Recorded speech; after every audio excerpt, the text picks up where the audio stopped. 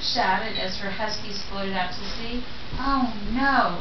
She knew that although an ice floe is a good place to fish, it is a bad place to lose the dogs in. Not far away, a snow bear family had just started to eat their breakfast, but it was way too hot for Baby Bear. Owie! Yelled Baby Bear. Owie! My breakfast burned my mouth! We'll go for a stroll and let the soup cool, Mama Bear said. Yes. I will take my brand new fur purse with me. And what should I name my teddy? What should I name my teddy, Mama? Headers. Aloo was running along looking for her dogs when she came upon the biggest igloo she had ever seen. Who lives here, she wondered. Aloo ducked inside. Right away she smelled something delicious. Across the room she saw a big bowl, a medium-sized bowl, and a small bowl. Surely the smell was coming from these three bowls. Aloo took a sip from the biggest bowl. Ooh! She cried. Too hot! She took a sip from the middle-sized bowl. Ooh! Too cold! She tipped up on the littlest bowl and drank every drop. Mmm, she said. Not too hot and not too cold. In the next room, Aloo spotted 3 pairs of beautiful boots standing in a row. She put on the biggest boot. Too big, she said. She put on the middle-sized boot. Too fancy, she said. She put on the littlest pair. Just right, she said, wiggling her toes in the soft fur lining. Aloo walked into the last room and found a long sleeping bench piled high with fur covers. Heat from an oil lamp warmed her cheeks and made her sleepy. Time for a nap, she thought. She crawled under the highest mound of covers. Too lumpy, she grumbled. She tried the middle bed with the furry fringe cover, but sank down so far she could hardly breathe. Too soft, she said. She rolled over to the smallest sleeping place. The furry blanket was cozy and warm, and the pillow was just her size.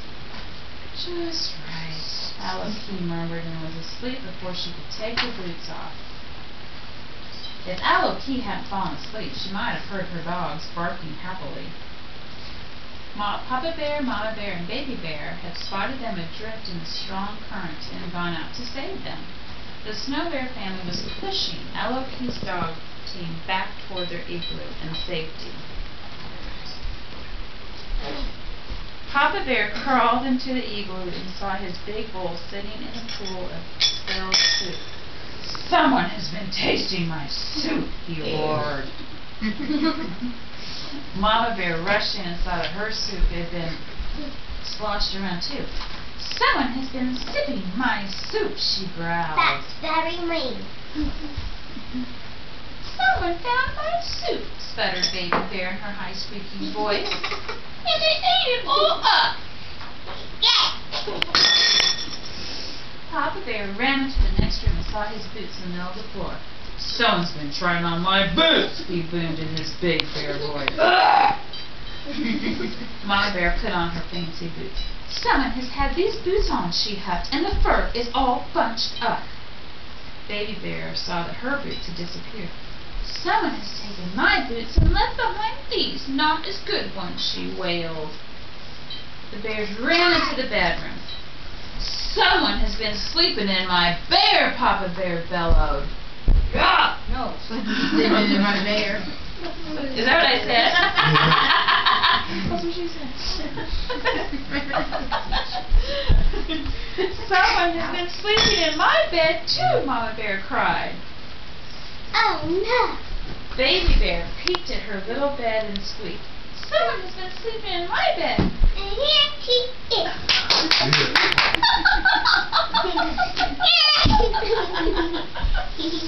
Aloe opened her eyes and saw the 3 bears' noses only inches away.